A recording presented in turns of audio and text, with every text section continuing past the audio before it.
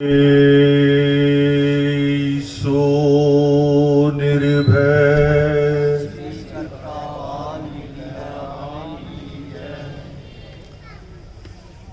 आधर्म प्रेमियों, जय वाल्मीकि।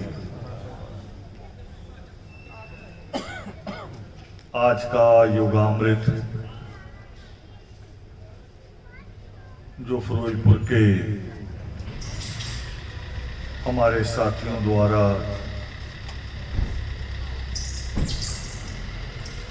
अचानक ही आज के इस कार्यक्रम को बनाया गया,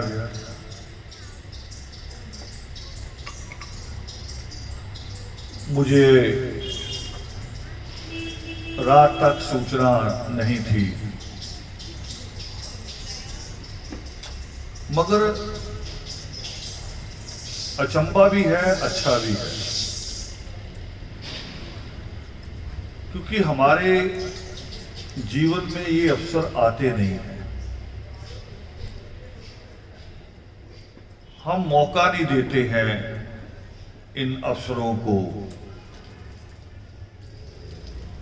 बैठते हैं, कहीं भी बैठे, कहीं भी इकट्ठा होते हैं तो केवल कुछ सामाजिक बातें भी अच्छी नहीं, सामाजिक बातें भी हमारी वो होती हैं जो कोई राजनीति में हो रहा है या हमारे अड़ोस पड़ोस की कोई गली में कुछ चल रहा है, इससे ज्यादा हमारे पास बातें करने को कुछ नहीं होता। और एक विषय और शामिल हो गया है, एक विषय ये शामिल हो गया कि हम अब एक दूसरे को काट कर बहुत खुश होते हैं, एक दूसरे को गिराकर बहुत खुश होते हैं। बेटे बैठ जाओ आप भी। मैं एक मूवमेंट की बात करूंगा, फिर शायद आप समझ पाएंगे। एक मूवमेंट आज देश में चल रही है जिसको कहा तो जा रहा है किसान आंदोलन, मगर बहाना होता है कभी कभी। हम भी कभी कभी घर में जब गुस्से में आ जाते हैं, पति हो या पत्नी हो, कोई भी, मां हो, दादी हो, दादा हो, और जब थोड़ी लिमिट से ज्यादा गुस्सा हो जाए, दो चार बातें और शामिल हो जाएं, तो हम क्या कहते हैं, हम सभी, कि गुस्सा कई दिन से भरा हुआ था, बातें कई जुड़ रही थी, गलतियां इकट्ठी कर रहे थे और आज निकाल दिया। कहते कि नहीं कहते, होता ना कई बार। किसान आंदोलन भी देश का गुबार है असल में। देश कई साल से सब्र कर रहा था। बहुत सारे लोगों को यहां बैठे हुए फिरोजपुर में या दिल्ली से जो भी कोई दूर है, वो सोचते होंगे कि किसान आंदोलन है, मगर उसकी हकीकत ये है कि उसमें आधे से ज्यादा हिस्सा हमारा है, आधे से ज्यादा। उसको खेत मजदूर कहो या वाल्मीकि मजबी कहो, आधे से ज्यादा हिस्सा हमारा है वहां पर। वो लोग उसमें शामिल हैं क्योंकि उन सब का दुख है उसमें। और मैं उसको जिस रूप में देख रहा हूं, मैं उसमें देख रहा हूं कि कहा जाता था, आमतौर में गांवों में लड़ाइयां भी होती रहती हैं, छोटी सी बात पे बंदूकें निकल आती हैं। उनके तो गीत भी ऐसे बनते थे ना गीत, चक लो बंदूक आज कब्जा लेना है। पर वहां कितने सब्र से बैठे हैं, ये सोचने वाली बात है, जो सीखना है। गुस्सा भी होना चाहिए, मगर गुस्सा आपके कंट्रोल में हो, गुस्सा आपसे कुछ उल्ट ना करा दे। हर चीज उसका कंट्रोल होना चाहिए। उनको आज कितने दिन हो गए, शायद 32 दिन हो गए आज। और जिस कौम को ये सोचते थे कि बड़ी लड़ाका है, ऊपर से हमारा हिस्सा भी है बीच में। गांव के थाने में कहा जाता है कि अगर गांव में कत्ल हो जाए और कहे नहीं फला जमींदार ने मार दिया, मुंशी रिपोर्ट ही नहीं लिखता, वो कह रहे पहले बीच में मजबी सिख का नाम भी लगाओ, क्योंकि कत्ल हो ही नहीं सकता।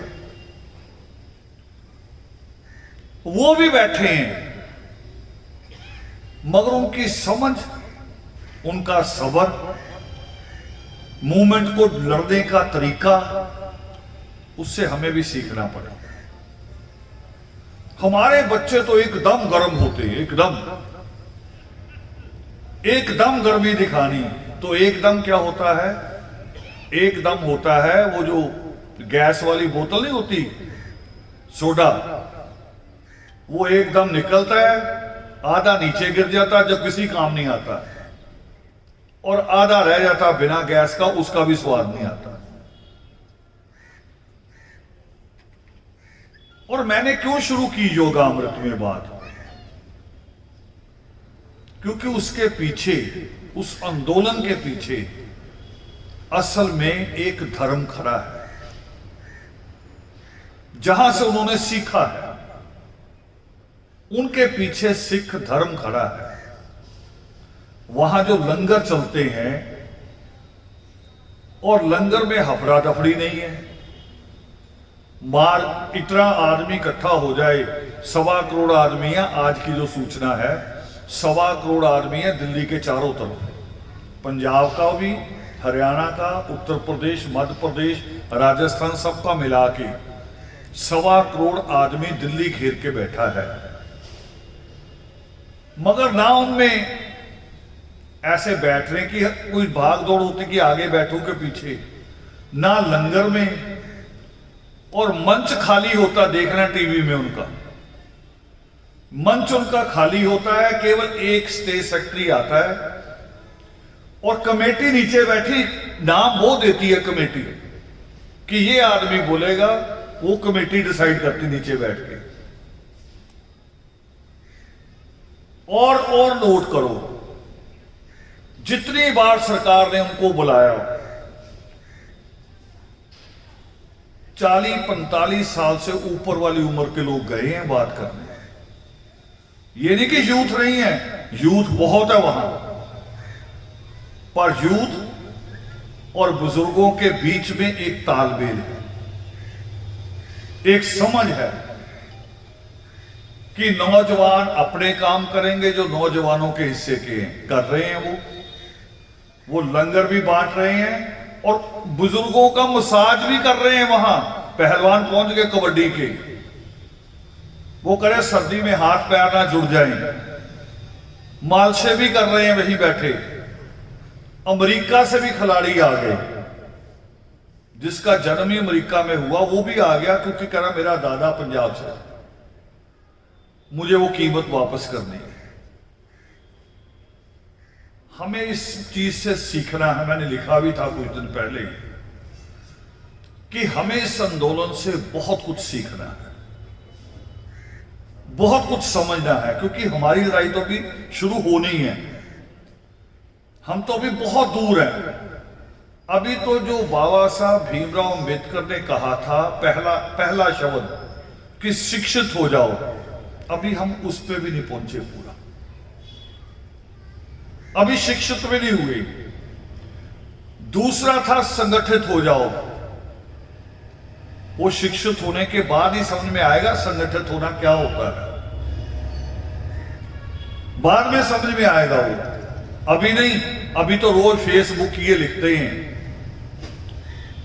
ऐसे फेसबुक ये हैं, उनमें पता नहीं कोई 8वीं में स्कूल से भागा हुआ है, पता नहीं कोई 7वीं में स्कूल से भागा हुआ है, और कई ऐसे भी जो स्कूल के आगे पीछे से भी नहीं निकले, वो भी लिख रहे हैं।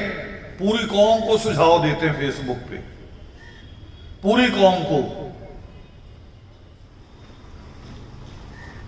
और खुद का अपना जीवन कैसे चलाना है ये पता नहीं। मोबाइल लेके गली के चौराहे पे खड़ी है और मां आवाजें दे रही है कि आजा बेटा आजा, अब तो रात के 11 बज गए हैं। वो जो रात को 11 बजे तक जिसकी मां बुला रही है उसे भी आजा घर आजा, वो कौम को सलाह दे रहा फेसबुक के ऊपर भी कौम को ये करना चाहिए। समझने की मैं क्या कर रहा हूं। जिसको अपना जीवन नहीं चलाना आता वो कौम को चलाने की सलाह दे रहा है। इसलिए कह रहा हूं कि ये जो आंदोलन शुरू हुआ, इस आंदोलन से सीखना पड़ेगा। मैंने देखा कुछ लोग तो पता नहीं रात को दुआ मांग के सोते हैं कि सुबह ही कुछ कौम के साथ हो जाए उल्टा पुल्टा, कोई हमला हो जाए, कोई किसी लड़की पे हमला हो जाए, या कोई परमात्मा के बारे में उल्टा पुल्टा बोल दे, और मुझे कल से मुझे काम मिल जाए। ये सारे फेसबुकियों को काम मिल जाता है। उसी वक्त शुरू हो जाते हैं कि ये देखो ये हो गया, ये हो गया, ये हो गया, और लड़ कहां से रहे होते हैं? सिर्फ मोबाइल से, अपने चौराहे से। डीसी के ऑफिस तक नहीं आ सकते, वहां आने में डर लगता है। और वो देखो दिल्ली तक पहुंच के बैरिकेड तोड़ के पानी की बौछारें भी खाई, लाठी चार्ज भी हुआ, आंसू गैस के गोले भी छोड़े गए, और अभी तक 30 से ज्यादा लोग सर्दी में मर भी गए वहां, 30 से ज्यादा। मगर मूवमेंट का सब्जेक्ट चेंज नहीं हुआ। और हमारे यहां क्या होता है? हमारे यहां जो पंगा लेते हैं आगे जाके पुलिस उसी को पकड़ेगी। पंगा लिया, पूछते नहीं हमने करना क्या है, हमने सिर्फ बंद की कॉल की है या हमने केवल धरना किया तो केवल धरना ही देना है। आगे आगे जाके उल्टी पुल्टी कार्रवाई करते, पकड़े जाते हैं, तो पूरी कौम का एजेंडा चेंज करा देते हैं। कह रहे जी वो बात छोड़ो जिसके लिए लड़ रहे थे, वो छोड़ो, पहले हमारे लड़के छुड़ाओ। बताओ ये होता कि नहीं होता? हुआ कि नहीं हुआ अभी तक मूवमेंटों में? इसीलिए मूवमेंट में बाहुबल जो होता है ना, इससे ज्यादा दिमाग की जरूरत होती है। और मैं अमर शहीद बाबा जीवन सिंह जी की मिसाल देता हूं हमेशा कि वो जितनी बहादुरी से गए थे दिल्ली, जो बहादुरी थी उनके अंदर, हौसला था, बेधड़क थे, और गुरु तेग बहादुर का शीश उतारा, ये सारी चीजें यहां तक बहादुरी है। मगर उसके आगे जो उन्होंने किया वो दिमाग से काम लिया उन्होंने कि युद्ध जीता कैसे जाता है। युद्ध हथियारों से नहीं जीता जाता, दिमाग से जीता जाता है, दिमाग से। कभी नाम सुना? टीवी में, फिल्मों में नाम आता है शूटर, आता है ना नाम शूटर। और एक नाम और आता थोड़ा सा इससे बड़ा, कहते शार्प शूटर। शार्प शूटर पता कौन होते हैं? जो आधा किलोमीटर दूर खड़े होकर निशाना लगा रहे। चिड़ी उड़ानी है तो चिड़ी ही उड़ेगी, मगर वो निशाना उनकी बहादुरी से नहीं लगता, केवल यहां से लगता है कि अभी हवा कितनी तेज है, हवा का रुख क्या है, मैं कहां हूं, मेरी नाल कहां है, गोली जब तक वहां जाएगी इसकी स्पीड कितनी बच जाएगी, ये सारा कुछ दिमाग सोचता है। फिर उसके बाद दबाता है ट्रिगर दिमाग से। मैंने पढ़ा सम्मान में कि जब राम अपनी वो सारी वानर सेना इकट्ठी करके लंका के द्वार पे जाके खड़ा हो गया, तो मीटिंग कर रहे भी लंका को जीतना कैसे। और उस वक्त उनके एक गुरु जो वहां मौजूद है युद्ध भूमि में, अगस्त्य कहता है राम से, वो कह रहा तुम्हारे पास रावण को हराने की ताकत नहीं है। ये लिखा हुआ है, वाल्मीकि रामायण की बात बोल रहा हूं, लिखी हुई। राम का गुरु ही कह रहा है अगस्त्य। वो करे महात्मा रावण को, उनके बेटे मेघनाथ को, उनके भाई कुंभकर्ण को या उनके बाकी किसी भी योद्धा को हराने की तुम्हारे अंदर ताकत नहीं है। एक चीज का जिक्र करते हैं वो वहां, वो करे जब मेघनाथ निकलता है ना अपने जहाज में, हवाई जहाज भी होते थे, उनको लिखा गया यान। तो जैसे अमेरिका का राष्ट्रपति जब निकलता है तो उसका केवल उसका जहाज नहीं उड़ता, आसपास जंगी जहाज भी उड़ते हैं सुरक्षा के लिए, आसपास भी होते हैं, ऊपर नीचे भी होते हैं। तो मेघनाथ जब निकलता था तो उसके आसपास भी उसकी सुरक्षा के लिए पूरी टुकड़ियां उड़ती थी। और अगस्त्य वहां कहता है, ये लाइन है वहां लिखी हुई, कि जब मेघनाथ निकलता है अपने जहाज में तो उसकी सुरक्षा में इतने जहाज होते हैं कि लगता है जैसे बादल छा गए। तो तू उनका मुकाबला कहां करेगा, तेरे पास तो एक भी नहीं है। वो तो ऊपर से एक एक रोड़ा भी गिरा देंगे ना, तब भी तेरी सारी सेना मारी जाएगी। फिर राम कहता है कैसे लड़ना है, तो वो दिमाग से तो कहते हैं, मगर दिमाग भी दो तरह का होता है। एक ईमानदार दिमाग जो ईमानदारी से लड़ता है, एक बेईमान दिमाग जो बेईमानी से लड़ता है। आज जैसे लड़ाई चल रही है, जो आंदोलनकारी है वो ईमानदारी से लड़ रहे हैं, बैठे हैं। पुलिस की लाठी का जवाब उन्होंने लाठी में नहीं दिया, पुलिस की गोली का जवाब गोली में नहीं दिया। और एक जो दिल्ली की गद्दी पे बैठे हैं वो बेईमानी से लड़ रहे हैं, बेईमानी से लड़ रहे हैं। कह रहे 2-2 हजार रुपया करके 6,000 रुपया किसानों के अकाउंट में डालेंगे। किसान कह रहा भी हमें भिखारी क्यों बना रहे हो, हमारी फसल की कीमत पूरी दे दो, हमें 6-6 हजार क्या करना सरकार का। यानी ऐसे उन्होंने हमारे साथ भी यही करते हैं। हमारी नौकरियां नहीं पक्की करेंगे, हमारे बच्चे पढ़ लिख रहे हैं, इनके लिए नौकरियों का इंतजाम नहीं करेंगे, आके यहां कहेंगे ग्रांट दे जाता हूं। ये कितना भी बड़ा बना लो, मगर हमारे परिवार थोड़ी चल सकते इससे। यहां से एक प्रकाश हो सकता है, वो भी नहीं होता हमारे यहां, तो ज्ञान का प्रकाश भी नहीं होता, कभी कभी खुलते हैं। सरकारें ये करती हैं कि चुनावों में बोतलें शराब की बांट देंगे, मगर आपके बच्चों को रोजगार कॉपी पेंसिल ही देंगे। पूरा साल निकल जाता है, कह रहे अभी किताबें आई नहीं, अभी किताबें आई नहीं, तो बच्चा पढ़ेगा क्या।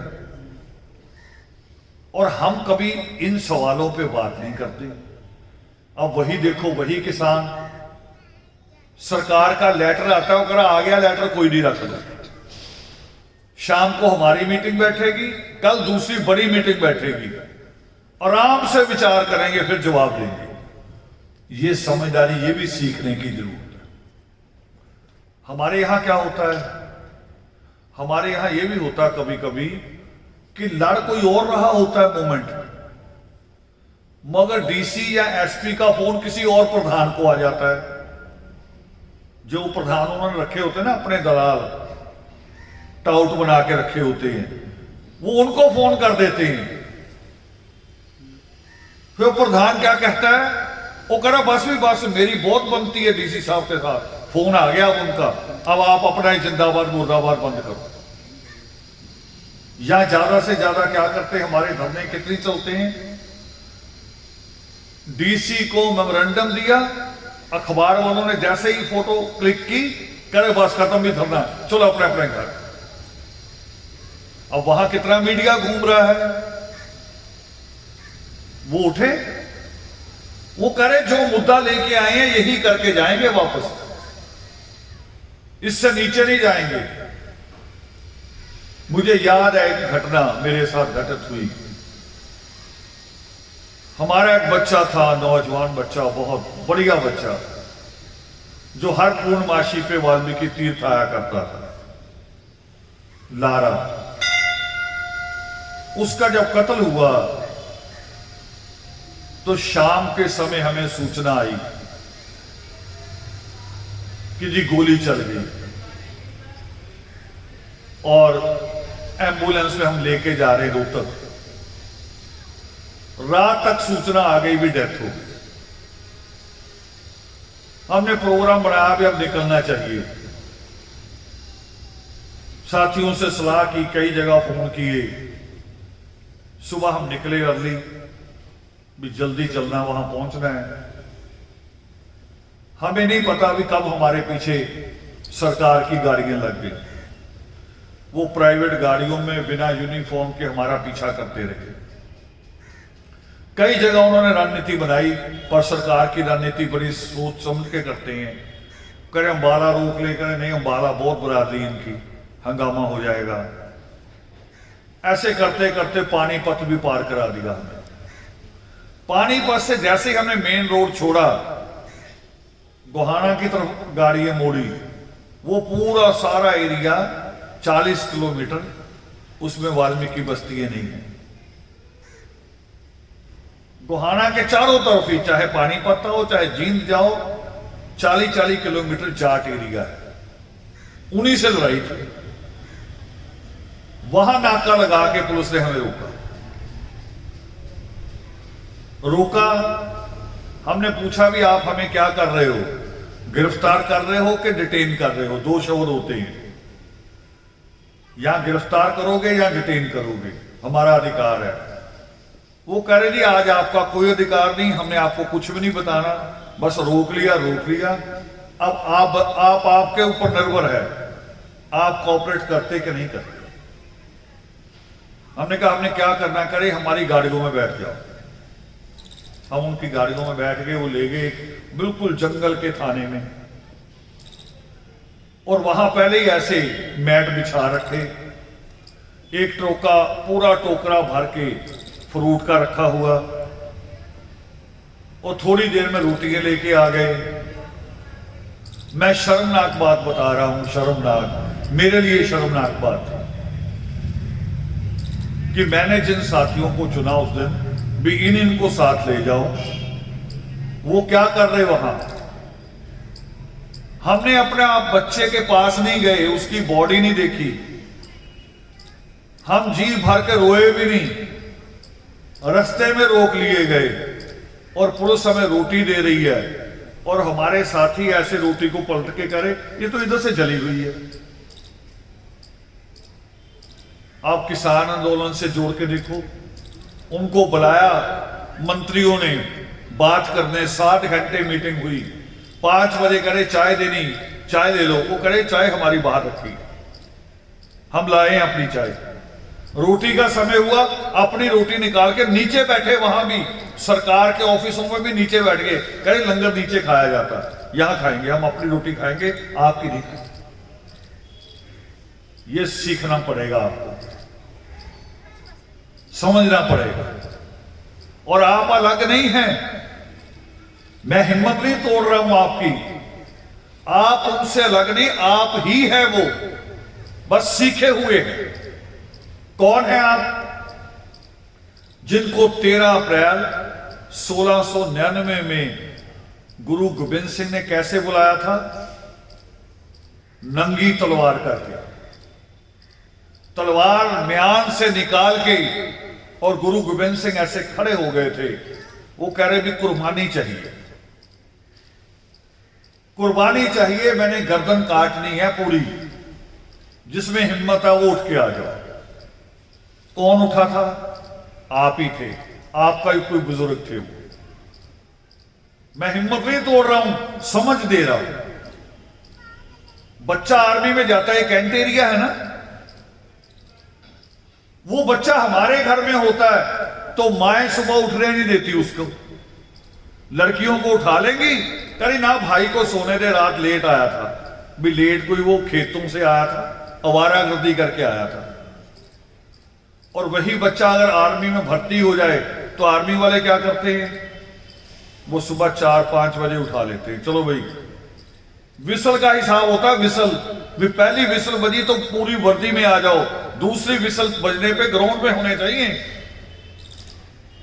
नहीं तो ऐसी सर्दी में पानी के ड्रम में खड़ा कर देंगे। बच्चा वही होता आपका, और वहां जाके सब कुछ सीख जाता है।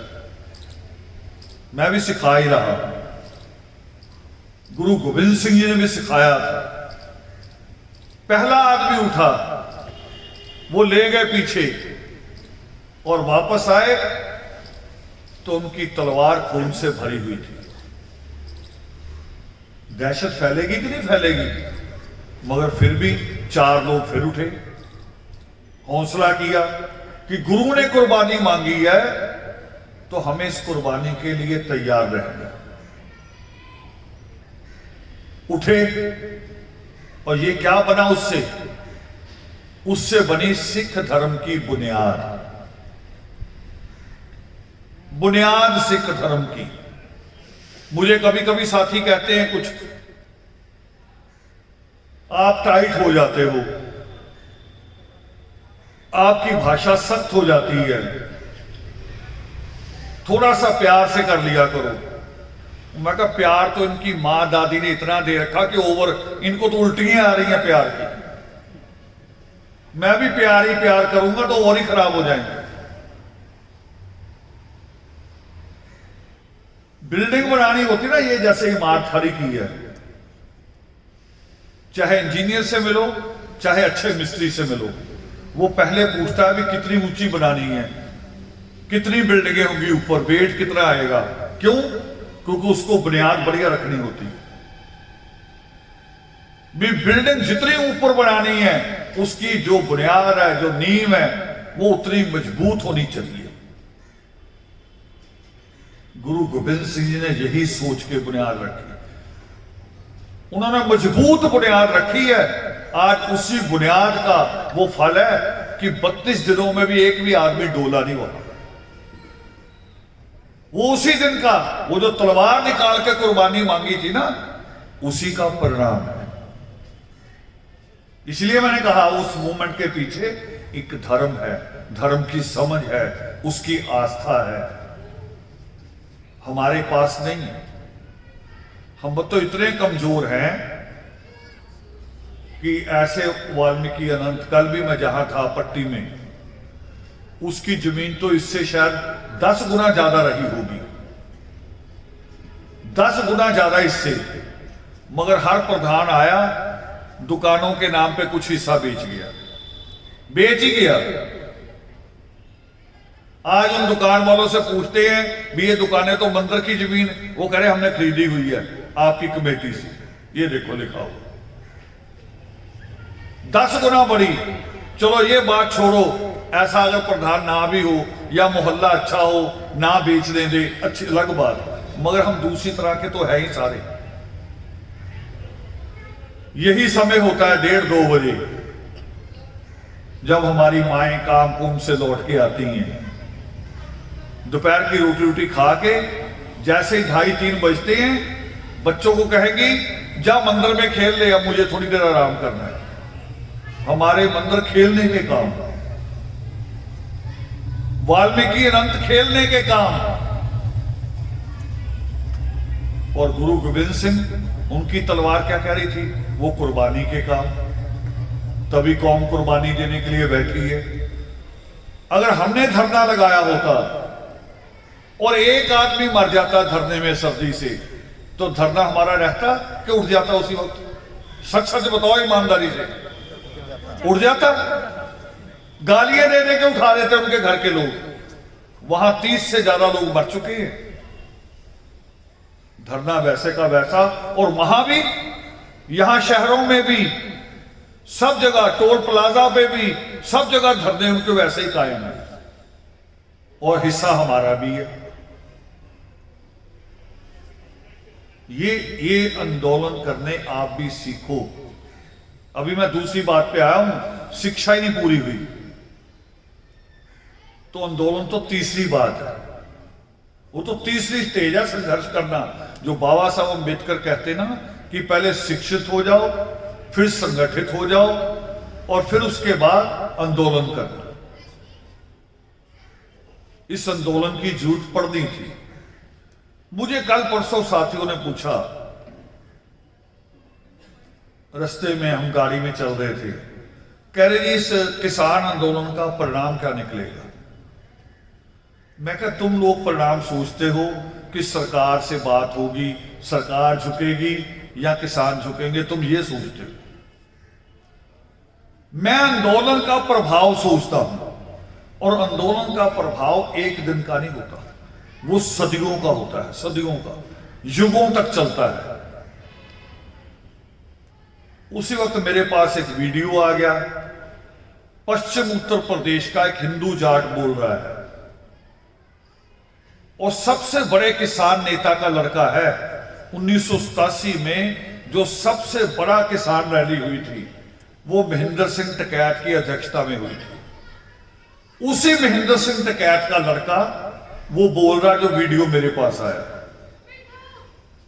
वो कह रहा भी जी जो लड़ाई चल रही है सरकार से तो चलती रहेगी, मगर थोड़ी सी कह रहा सामाजिक बातें भी तो कर लो। कह रहा हमारे यहां गाय बछड़ा दे, भैंस बछड़ा दे, और जो पहला दूध कह रहे पंडित को देना है। स्पीच कर रहा वो, और मंदिरों में कह रहा शिवलिंग लगा रखे हैं, हमारी सारी औरतें दूध चढ़ाने जाती हैं, और कह रहा आज 30 दिन हो गए धरने को, किसी मंदिर से 2 कप चाय भी नहीं आई हमने सारी उम्र दूध चढ़ाया मंदिरों में। कह रहा भी इनका हिसाब भी करना है। आ गया ना असर, किसान आंदोलन का असर, कि एक हिंदू जाट बोल रहा है ये बात, कह रहा सब कुछ गुरुद्वारे से आ रहा है, ये असर आया उसका, समझदारी का असर आया। लड़ झगड़ के अगर आ जाते, पहले 1 हफ्ते में लड़ झगड़ के आ जाते, तो आज बदनामी किसकी होती? बदनामी होती किसानों की, किसानों की नहीं होती अकेली। सिख धर्म पे भी उंगली उठ जाती, कई अखबार कई टीवी बोलना शुरू कर देते। अब उनको समझ में नहीं आ रहा बोले क्या, क्योंकि ये तो उन्होंने भी नहीं सीखा जो कुछ वहां हो रहा। हमारे वाल्मीकि अनंत हमें गुरुद्वारे की तरह शिक्षा नहीं दे रहे, शिक्षा नहीं दे रहे हैं। ये तो बच्चों के खेलने के काम आ रहे हैं। कभी कभी पंचायतें हो जाती हैं तो फिर बड़ों के लड़ने के काम आते हैं, प्रधानगी के लिए लड़ते हैं। कभी किसी गुरुद्वारे में जाके अगर जाके पूछोगे ना गुरुद्वारे का प्रधान कौन है और हमने मिलना है, वो बताएंगे जी अभी आए नहीं है, और आपने मिलना तो ग्रंथी से मिल लो, भाई जी है उनसे मिल लो। और गुरुद्वारे का प्रबंध चलाना भी किसने है? गुरुद्वारे को गुरुद्वारे की मर्यादा में रखता कौन है? वो ग्रंथी ही तो रखता है, रागी ही तो रखता है। मगर हमारे यहां सारा कुछ प्रधान ही हो जाता है, सारा कुछ। अभी अंतिम भजन चल रहा था, आर्यों ने कौन कौन से जुल्म किए, और हमारा प्रधान चाहे तो जिन्होंने हमारे ऊपर जुल्म किए उनकी मूर्ति भी यहां ला के लगा सकता है। वो किसी से पूछता ही नहीं, प्रधान बन के कह रहा मैं मालक हो गया, रजिस्ट्री हो गई। प्रधान का मतलब होता प्रबंधक, मालिक नहीं होता। 2 शब्द हैं, मालिक होता ऑनर, प्रबंधक होती मैनेजमेंट।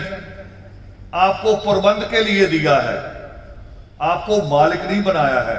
जैसे बैंक का मैनेजर होता है ना, मैनेजर भी तो मैनेजर प्रबंधक है, उसका मतलब ये नहीं कि बैंक की सारी तिजोरी उठा के घर को चल रही, ये नहीं हो सकता। कहे जी आज बैंक का, कल रेस्टोरेंट खोलूंगा। इसमें हो सकता है, मगर हमारा प्रधान कर सकता है, क्योंकि हमारे प्रधान ने धर्म सीखा ही नहीं, मर्यादा सीखी नहीं। और मैं तो उनको भी देख रहा हूं। मैं अभी भी कह रहा था, श्यामलाल यहां आया, पता नहीं कौन सी बात हुई, मैं कहा मैं खुश नहीं हूं आप लोगों से। मैंने अभी कहा, अभी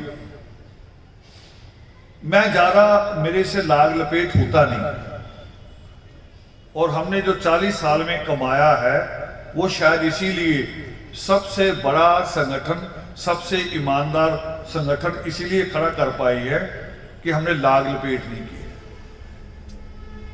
मैं खुश नहीं हूं। मैं कह महीना 1.5 महीने से हम अपीलें कर रहे हैं कि योगिमा पर्व नहीं होगा तो कम से कम योग शिष्ट छपेगा। सीधा सीधा तरीका भी बता दिया, मगर सारे सोच रहे कि वीडियो पता नहीं सुनने के लिए आया, मनोरंजन के लिए। उसमें ना कोई डांस है, ना कोई गाना है।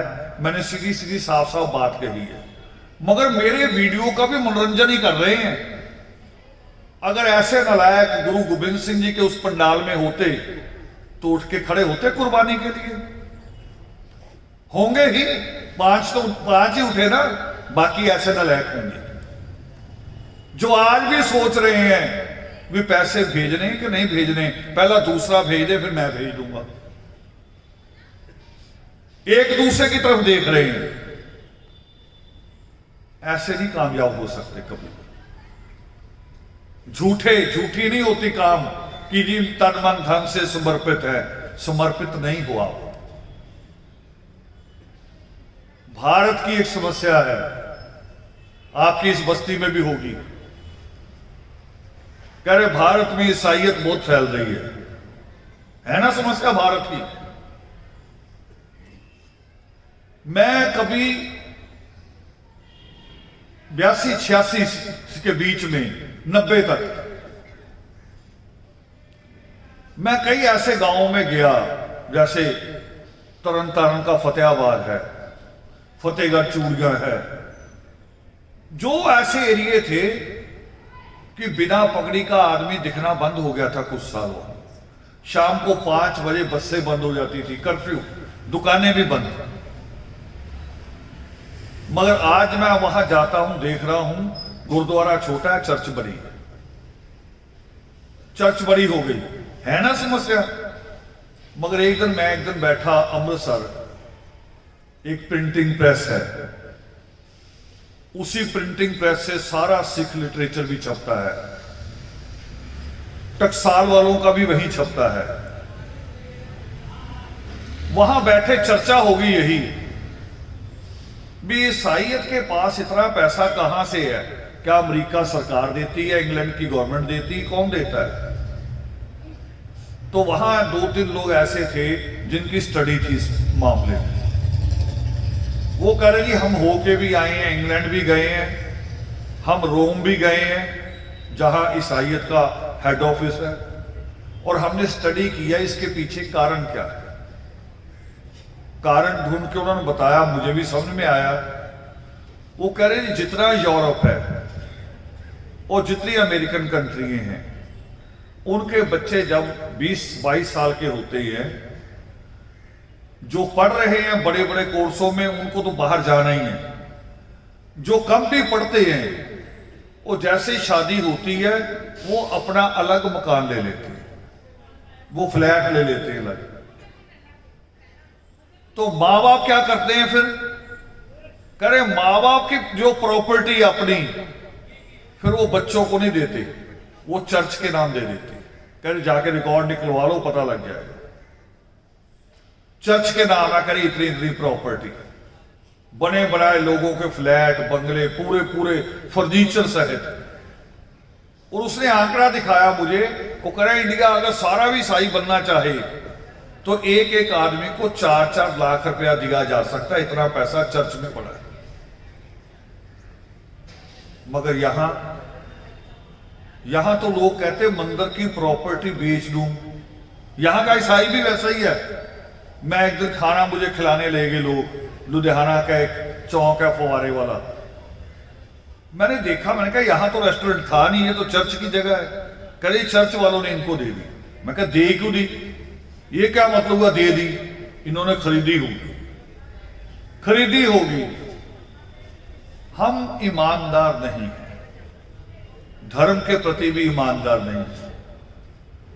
हमें लगता है कि हम ज्यादा नाक रगड़ते हैं, है ना। ईसाइयों में वो नहीं होता ज्यादा कि पूरे घुटने टेक के बैठ जाए, हम घुटने टेक के ज्यादा बैठते हैं, मगर ईमानदार नहीं है। ईश्वर को तो नजर आता होगा कि आदमी झुका है, इसका अहंकार भी झुका कि नहीं झुका, इसका मन भी साथ में झुका है कि नहीं झुका, ये ईश्वर को तो समझ में आता ही होगा। हम आदमी आदमी एक दूसरे को धोखा दे सकते हैं, हम तो अपने रिश्तेदारों में भी धोखा देते हैं। याद करो, जब किसी रिश्तेदार की डेथ हो जाए, अगर मान लो यहां अफसोस की सभा हो रही ना यहां, और जो गली का मोड़ है वहां तक गाड़ी से उतरते उतरते रिश्तेदार हा हा ही कर रहे होते हैं। औरतें भी एक दूसरे से दांत निकाल रही होती हैं, मगर जैसे पंडाल दिख जाए कि वो पंडाल आ गया, चुन्नी नीचे करके चीखे मारनी शुरू कर देंगे। भाई ये कौन से बटन दब गया? औरतें नहीं, आप में भी है। जो आप आते हैं यहां कम बैठते हैं, इधर बन क्या रहा, रोटी क्या दी है? कह रहे भी ये बाप मरा, 4 लड़के थे, क्या दे रहे हैं? पतीले के ढक्कन हटा हटा देखते हैं। बताओ रिश्तेदार है, बताओ दुख में आए हैं, दुख में थोड़ी आए, मजाक उड़ाने आए। हम किसी के प्रति सच्चे नहीं है, धर्म के प्रति भी सच्चे नहीं है, धर्म के प्रति भी बेईमानी भरी हुई है। और इसलिए कड़वा रहना जरूरी है, क्योंकि मुझे आपकी बेईमानी कड़वे टीके लगा लगा के निकालनी है। एकलव्य वाली ईमानदारी खड़ी करनी है आपके अंदर। एकलव्य भी आप में हुआ, वचन दिया तो अंगूठा दे दिया ईमानदारी से। और आप सलाह करते रहते हैं एक दूसरे से, और मुझे और गिनाएंगे। अभी दिल्ली से एक फोन आ रहा था, वो कह रहा है जी मजबूरियां गिना रहे हैं। मैंने कहा मैं अब इन दिनों योग शिष्ट पढ़ रहा हूं, और मैं पहले भी कहता रहा हूं कि किसी को दोषी करार देने का अधिकार भी हमें नहीं है, किसी को गलत ठहराने का अधिकार भी हमें नहीं है। अगर कोई मुझे गाली दे रहा है, हो सकता मैंने गाली देने के लिए उसे पता नहीं कितना ज्यादा मजबूर किया हो, मैंने कितना बुरा किया हो कि आदमी गाली देने तक आ गया। अब ये सबको थोड़ी पता है, ये तो या मुझे पता है या ईश्वर को पता है। तो मैं कहा मैं योग शिष्ट पढ़ रहा हूं, मैं तो बात दुआ भी नहीं दे सकता जो लोग मजबूरियां गिना रहे हैं। मगर याद करो, इससे ज्यादा बड़ी मजबूरी भी आ जाए तब भी सारे इंतजाम कर लेते हैं, मगर मिशन की बात हो तो फिर सोचते कोई और कर ले, मेरे ऊपर नहीं है, कोई और कर ले। इसलिए धर्म के प्रति तभी आओ, ये दिखावे के लिए ना आया करो कि जाएंगे रावण को मुंह दिखा देंगे, संजू को दिखा देंगे मुंह, श्यामलाल को दिखा देंगे, कल को हमें जरूरत पड़ेगी ये आ जाएंगे। इसलिए ना आया करो, इसलिए इनके घर तक की जिद रखा करो, क्योंकि यहां बैठते हम बदल जाते हैं। यहां बैठ के बहुत सच्चे होना जरूरी है। आप मेरे घर आओगे तो मेरे रिश्तेदार हो सकते हो, आप मेरे दोस्त हो सकते हो, मेरे पड़ोसी हो सकते हो, मगर यहां जब हम आते हैं तो यहां हम संगत होते हैं। यहां ईमानदारी से आया करो। वो चौखट पार करने से पहले अपने दिल को पूछ लिया करो कि मैं ईमानदार हूं कि नहीं हूं, चौखट पार करूं कि ना करूं। अब मैं ईसाइयों की ईमानदारी बता देता हूं। उनके यहां क्रिया कुरिया शायद नहीं होती, पर हो सकता हमारे वाले करते भी हो, क्योंकि जो हम में से बनते हैं ना वो सारा कुछ ही करते हैं। वो ना उधर पूरे होते ना उधर पूरे होते हैं। मगर जो मैंने देखा उनमें, लेडी डायना की डेथ हुई, मैंने बचपन में भी देखे कब्रिस्तान, हम कब्रों पे बैठते भी रहे जाके, उसी कब्रिस्तान में बैठ के पढ़ते भी रहे। लेडी डायना की डेथ हुई तो उसकी कब्र लंदन से कुछ 200 किलोमीटर दूर बनाई गई जहां उसे दफनाया गया। आप तो श्राद्ध ढूंढते रहते ना, श्राद्ध आएगा उस दिन याद करेंगे, वो झूठा याद। बरसी आएगी उस दिन याद करेंगे, वो भी झूठा याद। वहां पता क्या तरीका ईसाई है तुम्हें, कि आपको जिस दिन अपने दोस्त की, अपने रिश्तेदार की, अपने मित्र की याद आ जाए, किसी एक डाली से फूल तोड़ो, उसकी कब्र पे पहुंच जाओ। ये नहीं कि उस दिन बहुत लोग होने चाहिए, अकेले जाके बैठ जाओ, उसकी कब्र पे फूल रखो, आप उससे बात भी कर सकते हैं। ये सच्चा प्यार नजर आता है कि हाँ सच में दुख होगा आदमी। यहां तो बरसी पे भी रिश्तेदार बुलाए जाते हैं कि हम बरसी कर रहे, आ जाओ, और रिश्तेदारों को बिठा नहीं सकते, क्रिया में भी नहीं बिठा सकते, गेट पे ही कहेंगे आ जाओ पहले रोटी खा लो। यार पाठ क्यों रखा है? ये शूद्र के साहब को क्यों परेशानी कर देते हो कि जी पाठ करो पाठ करो। अभी योग शिष्ट आना, उसके साथ ये बेईमानी नहीं करनी कि योग शिष्ट का पाठ चल रहा और आप रिश्तेदार को कहो जी पहले खाना खा लो, योग शिष्ट छोड़ो। ये कोई ज्यादा जरूरी नहीं है। फिर आपने प्रसाद सोचा कौन सा है? थोड़े से ईमानदार हो जाओ। अगर आपने सच में दिलेरी में आपके बराबर कोई कौम नहीं। दिलेरी में मैंने कहा ना कि मुंशी रपट ही नहीं लिखता कत्ल की जब तक हमारा नाम बीच में ना हो। ओकरा जात तो हिम्मत ही नहीं, जट मार जावे बंदा, हमें बीच में गिनते। आप जैसी बहादुरी किसी में नहीं। बड़ी बड़ी मिसालें नहीं मैं कह रहा हूं, मैं आपकी बातें कर रहा हूं, आपकी। तो जिस दिन आपके साथ शिक्षा जुड़ गई, आपकी बहादुरी के साथ डिग्रियां जुड़ गई, फिर आपका कोई मुकाबला कर सकेगा? उस दिन आपका मुकाबला कोई नहीं कर सकेगा। किसी की हिम्मत नहीं होगी क्योंकि आपका मुकाबला कर। अब ये सेध भी दे रहे हैं, ये दिशा भी धर्म समाज दे रहा है बच्चों की शिक्षा की। बच्चों ने आगे करना क्या है। मुझे तो एक ऐसा इनाम मिल गया एक दिन, मैंने शायद रात बात की भी, चर्चा की। उत्तर प्रदेश की बात है, तो वो भी कई धर्म समाज बना रखे ना। हमें बड़ी आदत है जब कुछ हो तो सारे वही बनना शुरू हो जाते हैं। तो मुझे रात में बता रहे थे साथी, कह रहे आपकी टोपी की भी बड़ी डिमांड हो गई है, कह रहे ऐसे भी बनना शुरू हो गए लोग, इसकी डिमांड भी बढ़ गई है। आदत है नकल की। तो धर्म समाज बने हुए हैं। वो लड़की एमए कर रही जिसकी मैं बात बता रहा हूं, उसका बाप भी किसी संगठन से जुड़ा होगा। तो घर में 8-10 लोग आए, बच्चे चाय वाय देते हैं, बच्चों का काम तो यही हम लेते हैं, बच्चों से चर्चा नहीं कराते, बच्चों की राय नहीं पूछते। ये तो हमने चेंज किया सिस्टम। तो बेटी चाय रखने आई, उससे बड़ी बेटी की शादी की थी, और वो शादी के बाद ससुराल से लड़ झगड़ के वो घर आई हुई थी, यानी थोड़ा गुस्सा बना हुआ था। तो लड़की ने चाय रख के साथ ही कह दिया, चाचा भी बैठा होगा, बाप भी बैठा है और बाहर वाले भी। वो करिए फालतू की बातें आप क्यों करते रहते हैं? समाज समाज समाज, कौन सोचता है समाज की? आपको पता ही नहीं समाज की हालत क्या, समाज की जरूरत क्या, इसका इलाज क्या, आपको पता ही नहीं है। ये सारी झूठे बातें हैं, आप ये ना किया करो। आप हैरान होंगे, अद्भुत बात उस बेटी ने मुझे बताई। करीब वहीं बैठा एक आदमी, कह रहा फिर ये नंबर लो, इस नंबर को मिलाओ, पूछो जो समाज का इलाज पूछना है, इस नंबर से पूछो। और वो नंबर किसका? वो नंबर मेरा। संगठन अलग बना रखा हमारे खिलाफ। बाप चाचा ने संगठन हमारे खिलाफ बना रखा है, मगर बेटी को नंबर हमारा दे रही। कह रहे अगर सही दिशा लेनी तो वहां फोन करो।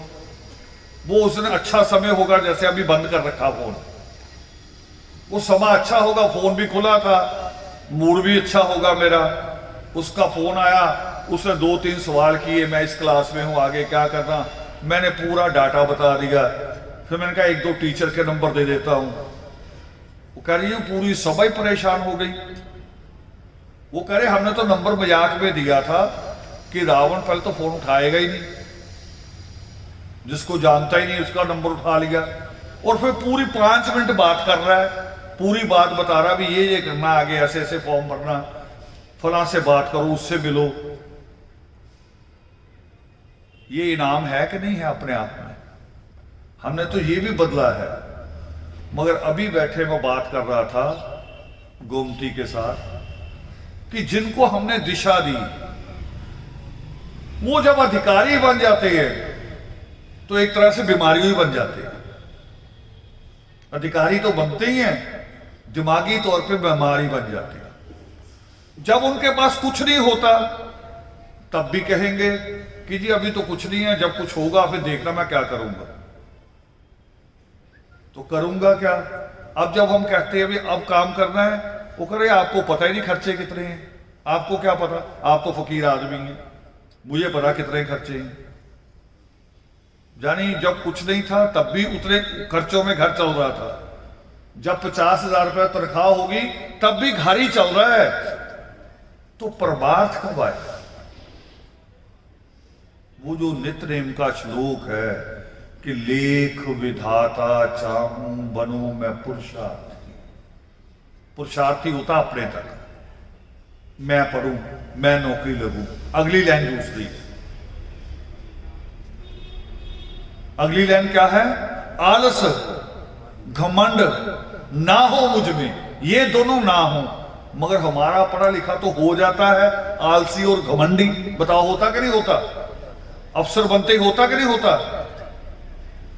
हमारी शिक्षा उल्टी जा रही है, अभी ये दुरुस्त और करने की जरूरत है। आलस घमंड ना हो मुझ में, भाव ना हो परमार्थी। परमार्थी भाव का अर्थ होता है अपने मोबाइल में भर के देखना, लिख के परमार्थ आगे लिखो इसका अर्थ, तो लिखा आएगा कि वो प्रयास जो आप अपने और अपने परिवार से हटके किसी दूसरे के लिए करते हैं, वो प्रयास जो आप अपने और अपने परिवार से हटके तीसरे के लिए करते हैं, उसे परमार्थ कहते हैं। तभी गुरु गोविंद सिंह ने कहा था ना, जब सारी फौजें वापस आ गई और उनके चारों साहबजादे वापस नहीं आए, और उनकी पत्नी ने पूछा भी सब लोग वापस आ गए, हमारा एक बच्चा भी वापस नहीं आया, तो गुरु गोविंद सिंह का जवाब क्या था? बहुत बड़ा दलेरी का जवाब था, जो दिशा देता है, जो हिम्मत देता है। इतना बड़ा जवाब था उनका। वो कह रहे 4 मई तो क्या हुआ जब जीवत कई हजार। वो कह रहे 4 अगर कुर्बान हो गए तो क्या हुआ? ये हजारों, फिर कौन हजारों? वो कह रहे जिनका ना मेरे से खून का रिश्ता है, ना गोत्र का रिश्ता है, ना गांव का रिश्ता है, वो फिर भी मेरे लिए लड़ रहे हैं, मेरे लिए लड़के मरने को तैयार है। बताओ वो औलाद से ज्यादा हुए कि नहीं हुए? औलाद को तो लड़ना ही पड़ता है। औलाद को तो शराबी बाप के लिए भी लड़ना पड़ता है। बाप शराबी हो और बाहर लड़ पड़े तो औलाद को शर्मो शर्मी लड़ना पड़ता है। और जो मिशन के लिए जान देने को तैयार हो वो ज्यादा बड़ा है। तो हमारी सोच, हमारी समझ भी एक धर्म को कायम करने की समझ है। एक धर्म को, कौन से धर्म को? जो दुनिया का सबसे पहला, जिसको आदि धर्म कहा जाता है, जो आदि गुरु से शुरू हुआ, जो आदि कवि से शुरू हुआ, जो आदि पुरुष से शुरू हुआ, वो आदि धर्म जिसकी पूरी व्याख्या पावन योग शिष्ट में है। हमने उसे कायम करना है। उस धर्म को और वो क्या कहते हैं पंजाबी में कि गली बाती मैं बड़ी करतूतों बड़ी जेठानी, ऐसे धर्म कायम नहीं हुआ। गली बाती भी हमें खुद को बड़ा बनना पड़ेगा, जिसको हिंदी में कहते हैं कथनी और करनी एक सी होनी चाहिए। करतूत भी हमने बड़ी करनी है, तब होगा, ऐसे नहीं होना। कुछ लोग शिकायतें ही करते रहते हैं, सारा दिन शिकायतों से भी काम नहीं चलता। शिकायतें तो घर में भी होती है, और छोटे बच्चे सबसे ज्यादा शिकायतें करते हैं, जितने छोटे होते हैं। बाहर दौड़ के आएंगे माँ के पास, मुझे उसने डांट दिया। माँ के आगे लग नहीं जाती, कहीं कोई नहीं। मुझे दादा ने डांट दिया, माँ फिर चुप कराती। वो बड़ा होते होते अपनी समझ में आना शुरू हो जाता है, ये डांट मेरे भले के लिए थी, मैं रोड क्रॉस ना कर जाऊं इसलिए डांटा था। खाली सारा दिन शिकायतों से काम भी नहीं चलेगा, कुछ करना पड़ेगा, सही दिशा में कुछ करना पड़ेगा। अपने आप को पूछना पड़ेगा कि मैं कर क्या रहा हूं। हमारे यहां एक मेंबर होता था लुधियाना में, उसने 2-3 बार मुझे सुना दिया कि जी आपको पता है आप तो इधर उधर घूमते रहते, मुझे नहीं, मेरा घूमना बेकार। देखो उसकी नजर में आप तो कह रहे इधर उधर चले जाते हैं।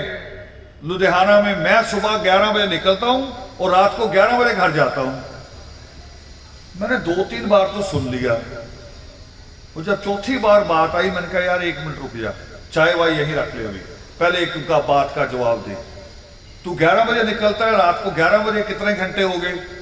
12 घंटे। 12 घंटे, चलो 12 घंटे का भी हिसाब नहीं रखता मैं 30 दिन का हिसाब रख लेता हूं। 30 दिन में 12 घंटे जोड़े तो कितने हो गए? 360 घंटे हो गए।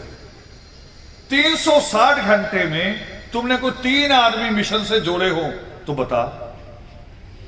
तू घर से निकलता है, तू निकलने को कह रहा बस मैं निकलता हूं जी रोज 11 बजे, शाम को 11 बजे जाता हूं, मेरे पे एहसान कर रहा। तू एहसान नहीं कर रहा, तू हमें खराब कर रहा है। कह रही वो कैसे? मैं कहा तू सुबह निकलता है, पहले हमारे एक मेंबर के घर आता है, मेंबर जो पहले से हमारा मेंबर है, उसके घर नाश्ता करता है, दूसरे के घर तू लंच करता है, तीसरे के घर डिनर करके घर चले जाता है। करता क्या है? इस निकलने का लाभ क्या है? एक दिन और आगे जो हमसे भी पहले धर्म समाजी थे, सुबह 6:30 बजे बेल मारी, मैं ही जाग रहा था, मैंने ऊपर से देखा तो मैंने देखा है तो हमसे भी पहले के मेंबर हैं। मैं उतरा, बिठाया उनको, ऊपर आया, मैंने चाय रखी, पूछा उनको, कह रही अतिकाय साहब से मिलना। मैं चलो कोई नहीं, मैंने चाय वाय रखी, अतिकाय साहब को आवाज दी, वो भी आ गए। फिर उनको अतिकाय जी को कह रहे नहीं बुलाओ रावल साहब को नीचे, वो ऊपर ही चले गए। मैं कह यार मैं तो चाय पानी दे रहा हूं, सेवा कर रहा हूं, मुझे नीचे बुला के एक बात बार बार कहे जा रही। हम जी 30 साल से धर्म समाजी हैं, आपसे पहले के धर्म समाजी हैं। मैंने 1-2 बार मैंने कहा सुबह का सब, मैंने कहा कोई नहीं जी अच्छी बात है, आप पहले के। फिर उसी पे जोर दे रहे हैं। आखिर मुझे पूछना पड़ गया, मैं कहा 30 साल का हिसाब दे सकते हो? 30 साल में 30 परिवार दिखा दो जिनको आपने नित्यनेमी बनाया। 30 साल में, 1 साल में 1 परिवार कह रहा हूं, हालांकि बड़ी कम स्पीड बता रहा हूं अभी। 30 साल में 30 परिवार। मैं कहा मैं तो आपके बच्चों को जानता हूं, आपके बच्चों को जो धर्म समाजी नहीं रहे, उनकी गाड़ियों में फोटो कोई और ही लटक रही है, और तुम 30 साल का दावा करे जा रहे हो। ऐसे दावे ना करो, दावे वो करो जो दावे पूरे हो। शिक्षा का नारा लगाऊं और मेरे बच्चे शिक्षित ना हो मेरे घर में, तो फिर तो लानत हो गई। ये पहले पूरा करके चलना पड़ेगा। तभी कहा मैंने कि वो चौखट पार करते ही सोच लिया करो कि मैं कितना ईमानदार, ईमानदारी से हम काम करें। ये जमीन तो वो है ना जहां गुरु ज्ञाननाथ जी आते रहे, तो यहां तो हमें हमारे आने की जरूरत नहीं होनी चाहिए थी। यहां से तो हम सीख के जाते कुछ, मगर आप उनके साथ भी यही करते रहे। आए उनके पांव को तो आपने खूब दबाए होंगे, मगर उनकी बात यहां नहीं उतरने दी होगी। इधर से डाली, इधर से निकाल, खत्म। वो पांव दबाएंगे जैसे नलायक बच्चा दादी के पांव दबाता ना ज्यादा, क्योंकि उसके वो 50 रुपए मांगने होते उसे। हम नलायक बच्चों की तरह काम करते हैं। उसकी जरूरत नहीं है, ईमानदारी की जरूरत है। आजकल एक और नया फैशन चल गया, शहरों में सारे ही प्रधान, जितना यूथ उठ रहा है हर कोई प्रधान, कोई मुख्य संचालक। और गांव वाले जाके पूछो भी तुम क्या करना, मैं प्रचारक। सीखा दोनों ने कुछ नहीं। प्रधान का मतलब क्या, उसके काम क्या, उसकी जिम्मेवारियां क्या, किसी को नहीं पता। प्रचारक कौन, सिख ग्रंथी पता कब बनता है? जाके देखो अनंतपुर साहब में कॉलेज खुले हुए हैं, बीए के बाद 3 साल लगाने पड़ते, +2 के बाद। +2 के बाद 3 साल बोर्डिंग में रहना पड़ता है। पूरा गुरु ग्रंथ साहब सिखाया जाता है, एक एक अर्थ बताया जाता है, सुबह उठने की मर्यादा बनाई जाती है, मर्यादा में रहना सिखाया जाता है 3 साल। उसके बाद फिर वो सर्टिफिकेट लेके आता है गुरुद्वारे में कि जी मैं ग्रंथी का पूरा कोर्स करके आ गया हूं।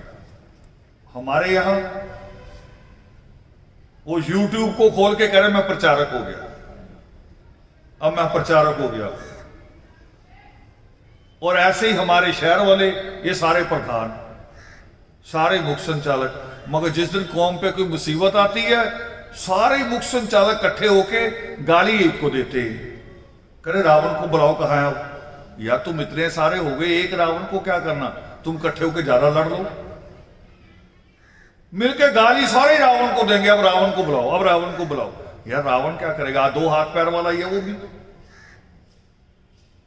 और तुम तो बड़े, बहुत बड़ा बड़ा लिख रहे हो फेसबुक पे कि बहुत बड़े हो गए हो, फिर बुलाओ। अब लास्ट बात कहनी मैंने एकता की, मैंने लुधियाना भी कही, पता नहीं सुनी कि नहीं सुनी, YouTube पे है मगर दोबारा दोहरा रहा। एकता का सवाल उठ रहा है बार बार, बार बार लोग सवाल करते हैं कि एकता कौम में करो, और पता किसी को नहीं भी एकता कैसे होती है। और एकता करे कैसे करो, करे सारे संगठन इकट्ठे करके एक कर दो। मैंने कहा ये भी मुश्किल आ जाएगी, जिस दिन मैंने बुला लिया ना भी आ जाओ भी सारे मुख्य संचालक इस्तीफा रखो, तो उस दिन भी नहीं आएंगे। वो कहेंगे यार ये तो काम गड़बड़ होने लगा है। चलो पर्चियां डाल देंगे, रावण नहीं बनेगा, पर्चियां डाल देंगे, वाल्मीकि तीर्थ इकट्ठे हो जाएंगे, परमात्मा के चरणों में पर्चियां रख देंगे भी एक नाम निकाल लो, उसको मान लो, तब भी नहीं आएंगे, सारे ही भाग जाएंगे। वो कहेंगे उस यार फिर तो उसके बाद कोई रहेगा ही नहीं। क्योंकि हमारे यहां तो प्रधान जो बनता है ना, वो पूरी उम्र के लिए बनता है, चाहे आप उसे मानो या ना मानो, वो पूरी उम्र के लिए बनता है। अब मैं एकता की एक बहुत बड़ी मिसाल बताने जा रहा हूं। गुरु गोविंद सिंह से पहले कितने गुरु हुए? कितने गुरु हुए पहले? 9 गुरु। गुरु गोविंद सिंह जी से पहले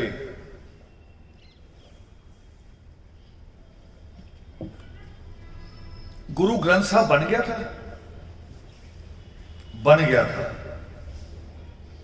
गुरु ग्रंथ साहब संपूर्ण हो गया था, और गुरु गोविंद सिंह जी की वाणी को छोड़ के बाकी सारी वाणी गुरु ग्रंथ साहब में है। 9 गुरुओं के अलावा भी वाणी है गुरु ग्रंथ साहब में, है ना? अगर गुरु गोविंद सिंह जी ने बैसाखी वाले दिन सिख पंथ की साजना ना की होती, फिर सिख पंथ क्या होता?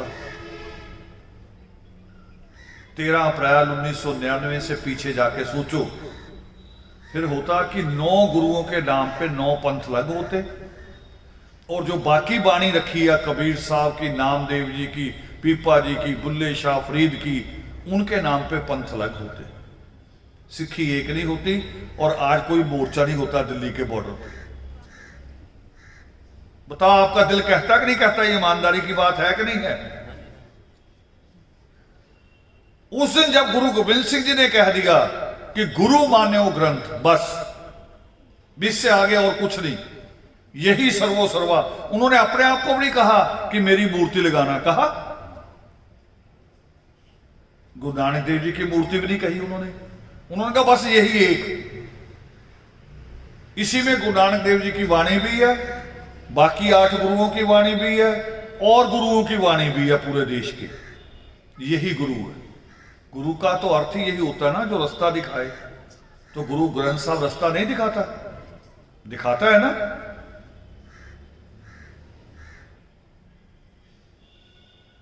एकता ऐसे होनी है, एकता संगठनों को जोड़ के नहीं होनी।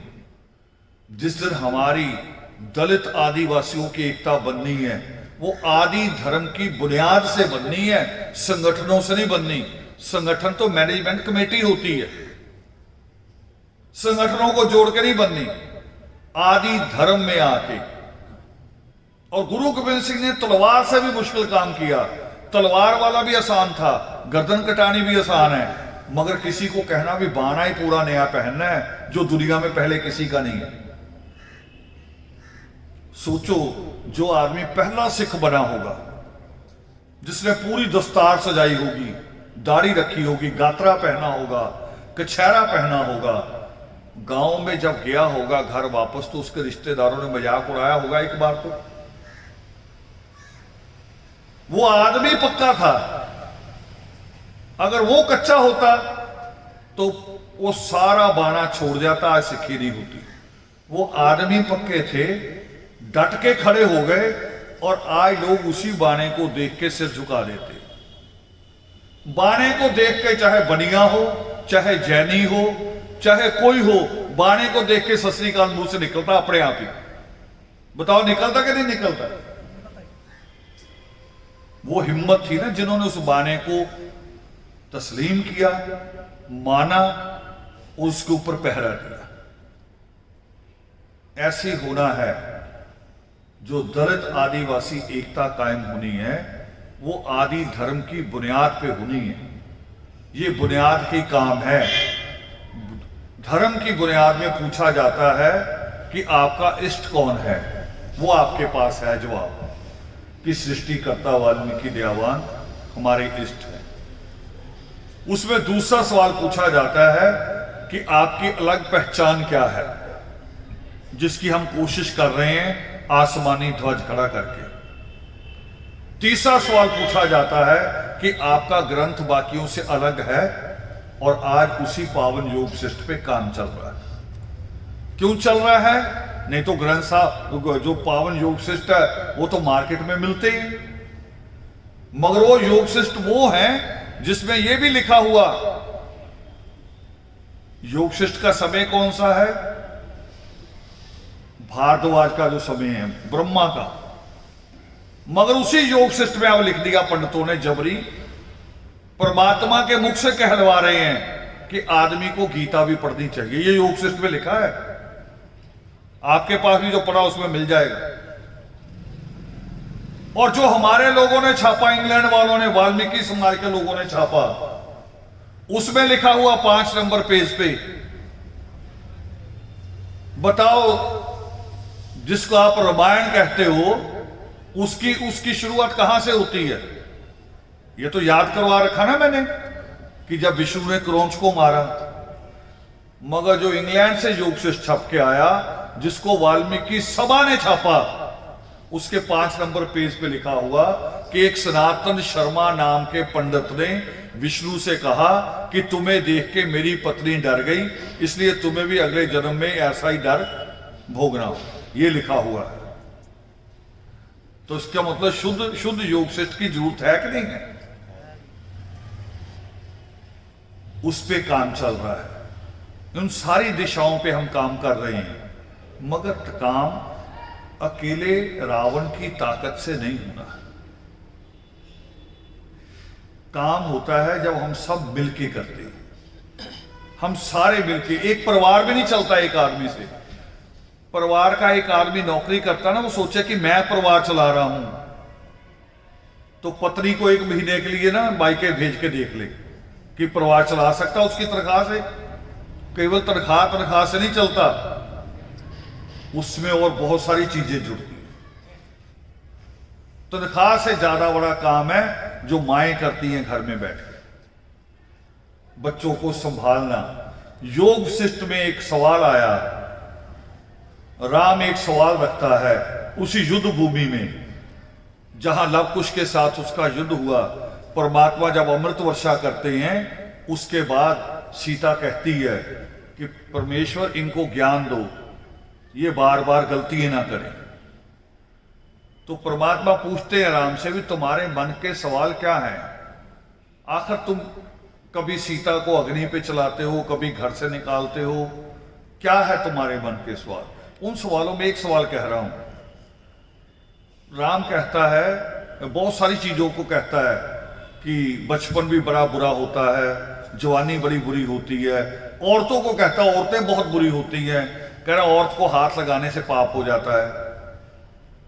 परमात्मा कह रहे तेरी तो 3 माएं थी, तू तीनों से आशीर्वाद लेने जाता था, जब वो तेरे सिर पे हाथ रखती थी पाप हो जाता था। अब ये जवाब है नहीं। और सुन लो, ये जवाब है नहीं योग शिष्ट में। सवाल है राम के, यहां जहां से मर्जी खरीद लो योग शिष्ट, सवाल है जवाब है नहीं। तो जो मैं कहना चाह रहा हूं अभी, एक सवाल आता राम का कि ये जो युवावस्था होती है 11-12 साल के बाद और 20 साल से नीचे, जिसको इंग्लिश में कहते टीनेज, युवावस्था। राम कहता है ये सबसे खतरनाक होती है, इसी में आदमी जुआ खेलना सीख जाता है, इसी में आदमी शराब पीनी सीख जाता है, इसी में लड़ाई झगड़े सीख जाता है, इसी में औरतों के पीछे चक्कर लगाने सीख जाता। ये सारी लाइनें हैं उसमें। ये सबसे गंदी उम्र है। परमेश्वर कह रहे नहीं, उम्र गंदी नहीं होती। ना उम्र बचपन वाली गंदी होती है, ना जवानी वाली, ना बुढ़ापे वाली, ना युवावस्था, कोई उम्र गंदी नहीं होती। गंदा होता है असल में हमारा पालन पोषण, कि पालन पोषण कैसे हुआ, आपको पाला कैसे गया। वो करे तुम जिस युवावस्था की बात करते हो, ये परमेश्वर का जवाब है उसमें। वो करे तुम जिस युवावस्था की कहते हो कि ये बहुत गंदी होती है, जब रावण उस युवावस्था में पहुंचा था तो वो महात्मा तुल्य हो गया था, यानी महात्मा होने के बराबर हो गया था तब तक ही, युवावस्था में जाते जाते। क्यों? क्योंकि उसकी मां, उसका नाना, उसके मामा का पालन पोषण था, और सबसे बड़ा महामुनि शुक्राचार्य की शिक्षाएं थी। पालन पोषण पे होता है। मैं कल भी बता रहा था इनको मिसाल कि मुझे एक बेटी मिली अपने परिवार की, आदर्श परिवार की, आनंदपुर साहब से हमारे मेंबर है राज भाई, उनकी बेटी 10वीं में है अभी, 10वीं में। यहां बीए वाले भी होंगे, इनसे पूछ लेना, इनको नहीं अकल हो सकती। वो 10वीं में है। जब उसके पिता ने कहा बात करो रावण साहब से, तो उसने मुझे जो बताया, कह रही मेरे पिता की चिंता है मैं आईएएस बनूं। तो मैंने कहा अच्छी चिंता है। कह रही मगर इनको कहो भी, हर एक मिनट बाद कहने की जरूरत थोड़ी है। मैं कह रही अभी 10वीं के पेपर देने हैं, मुझे पूछो आप भी आईएएस की कौन कौन सी ऐप होती है, कौन कौन से इंडिया के सेंटर है जहां आईएएस की पढ़ाई होती है, मैं सारे नाम बता दूंगी अभी। और जो पिछले 10 सालों में टॉपर आए हैं आईएएस के, मैं उन सबके नाम बता दूंगी, उनके इंटरव्यू बता दूंगी, और उस इंटरव्यू में उन्होंने क्या कहा यह भी बता दूंगी। 10वीं क्लास की बेटी। अब ये किस चीज पे निर्भर कर रहा है? पालन पोषण पे। फिर मैंने उसे कहा कि तुम्हें थोड़ा सा बुरा लगता है बेटे कि पिता बार बार कहता है, चलो मैं रोक दूंगा, बार बार ना कहे, थोड़ी ब्रेक लेके कहे, मगर इनका कहने से तुम यहां हो जहां आज हो। जो तुमने मुझे अभी बताया वो इनकी चिंताओं से ही हो। एक और बच्चों ने मुझे बताया, वो कही हमारी मां बिल्कुल अनपढ़ है, मगर सुबह हमें जगा लेती 4 बजे, बिठा देती है पढ़ने, और वो क्या कहते, मूड़ा कहते हैं, बैठने का होता मूड़ा। कह रहे वो मूड़ा सा एक लेके खुद बैठ जाती है। कह रहे हम कहते हैं तुम तो सो जाओ जाके। कह रही नहीं कोई नहीं, तुम पढ़ो, जब तुम बैठे हो तो मैं ही बैठी। फिर चाय ले आती है बना के हमारे लिए, चाय ले लो, कॉफी ले लो, दूध ले लो, फिर बैठ जाती, जाती नहीं है। तो मैं कहा फिर उसका परिणाम, कह रहे उसका परिणाम हुआ कि अनपढ़ मां के 2 डॉक्टर बच्चे हो गए। कितना बड़ा रुतबा उस मां का हो गया। वो मां जो कभी सोचती होगी मैं स्कूल नहीं गई, मगर आज वो मां ऐसे औरतों में बैठ के कह सकती है कि मैं डॉक्टर बच्चों की मां हूं। ये पालन पोषण पे है। आदर्श भी एक पालन पोषण ही कर रहा है, संगठन भी मां होती है अगर उसको समझा जाए। और हमें भी सारा कुछ एडजस्ट करना पड़ता है, हर चीज एडजस्ट करनी पड़ती है, दुख में भी सुख में भी, अच्छे समय में भी, और जब हम सड़क पे लड़ते हैं तब भी, और जब योगामृत में बैठते हैं तब भी। सारी चीजों को देखना पड़ता है, कैसे कब क्या करना है, कौन सा एक्शन लेना है। मुझे भी कॉल आती है, अभी अभी भी आई, रास्ते में ही आई, कि दिल्ली आप भी आ जाओ। ये उनको पता कि हमारा समर्थन है, आप भी एक बार आ जाओ। मैं कहा मैंने फोटो खिंचाने नहीं आना। हाँ, मेरी भी चिंता है कि लोग बैठे हैं, हमें भी शामिल होना चाहिए, मगर मैं आऊंगा फोटो खिंचा के शायद टीवी टूवी वाला बड़ा बन जाऊं, पर मेरा योग शिष्ट वाला काम रुक जाएगा, जिसकी मेरी कौम को ज्यादा जरूरत है, जिसने दिशा दी नहीं। मैं वो कर लूं, आप वो कर लो, विरोध में हूं नहीं। हाँ, जिसमें बहुत ज्यादा मुश्किल हो जाएगी, मैं आपके बीच में खड़ा मिलूंगा, पीछे नहीं हटेंगे, बीच में रहेंगे, क्योंकि हम बाबा जीवन सिंह की संतान है, पीछे नहीं हट सकते। तो मेरी चिंताएं बार बार बनी रहती हैं। इस नया साल शुरुआत होगा, हम सब दुआएं करें कि ईश्वर नया साल बेहतर बनाए, क्योंकि इस साल पूरी दुनिया ने बहुत मुसीबतें झेली, बहुत सारे लोगों के रोजगार भी चले गए, बहुत सारे घरों के कईयों के मेंबर चले गए जिनको नहीं जाना चाहिए था।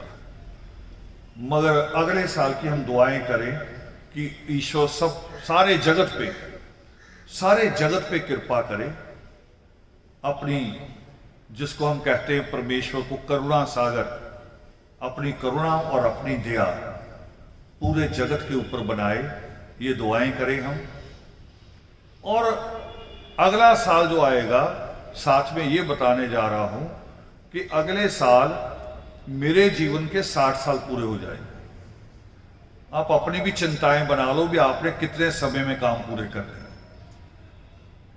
ये गारंटी नहीं है अभी 60 साल पूरे होने ही है, हो सकता है अप्रैल आने से पहले भी ना रहूं, ये तो उस ईश्वर को पता है। मगर हमें ये चिंता बना लेनी चाहिए कि हमारे पास जितना समय है हमें उसमें अपने काम पूरे कर दें। नहीं तो जितना तेज ठंडा मौसम है, मैं 3 दिन से लगातार प्रोग्रामों में हूं, लगातार पूरे दिन में सफर कर रहा हूं, और दूसरे दिन सुबह फिर प्रोग्राम हो रहा है। तो मैं सर्दी में छोड़ सकता हूं कि नहीं, भी घर ही बैठूंगा, वहां हीटर लगा के सेकता भी रहूंगा, बाहर ना निकलूं। मगर मेरी चिंता भी ये है कि मुझे किसी को भी नहीं पता होता कि जीवन कितना है, कब वो बुलावा आ जाएगा। तो मुझे अपना काम पूरा करके ईश्वर के आगे खड़े होना है कि मैं जितना समय जिंदा रहा मैं ये करता रहा। साथ बुरा भी किया होगा, उसका हिसाब भी होगा, वो ईश्वर को पता है। मगर चिंता रहती कि ये सारे काम पूरे कर लें। थोड़ी सी बात आप भी यही सोच लो, ये जो अनगैली है ना, कोई नहीं कर लेंगे, कोई नहीं हो जाएगा, कोई नहीं, ईश्वर ने दी नहीं है, पता नहीं कोई नहीं है कि नहीं है, अगला पल है कि नहीं है, उसको जैसे हो कर लेना चाहिए। वो जो महात्मा रावण कहते हैं ना कि कार्यापूर्ति ही मेरा विश्राम है, ये गांधी का कहा हुआ नहीं है कि आज का काम कल पे मत छोड़ो, ये महात्मा रावण का कहा हुआ है, गांधी ने तो दोहराया है। और बता दो, गांधी के साथ जो 3 बंदर होते हैं वो गांधी के नहीं है, बुद्ध के। ये बुद्ध ने बेवकूफ बनाया था लोगों को कि ना सुनो, ना देखो, ना बोलो। कौन होगा वो? जिसको ना बोलने का अधिकार हो, ना सुनने का अधिकार हो, वो कौन होता है? गुलाम, गांव का सीरी, यही होता है ना। तो बुद्ध ने 3 मंदिर खड़े किए थे, जिसको गांधी आगे लेके चल पड़ा। और मगर हम नहीं चलना महात्मा रावण के कि कार्यापूर्ति ही मेरा विश्राम है। तो आप सब लोगों ने बहुत ही, लगता नहीं था आज के जैसे सुबह मौसम था कि सारे लोग घरों से निकल के आ जाएंगे, मगर धीरे धीरे आप लोगों के ऊपर मिशन और सृष्टिकर्ता वाल्मीकि दयावान की बातें आपके ऊपर असर कर रही हैं। आप धीरे धीरे पक रहे हो, मगर धीरे धीरे नहीं, हम संकल्प लेके पकना है, या इधर तो या उधर, बीच में नहीं रहना। बीच वाला खराब होता है। एक है एक ही नाम उचारू, वाल्मीकि रसना से पुकारो। बीच वाला नहीं बनना, एक तरफ हो जाना है। तो धीरे धीरे नहीं पकना, निर्णय लेना है। बीच में कोई रस्म है, शायद रस्म है बीच में,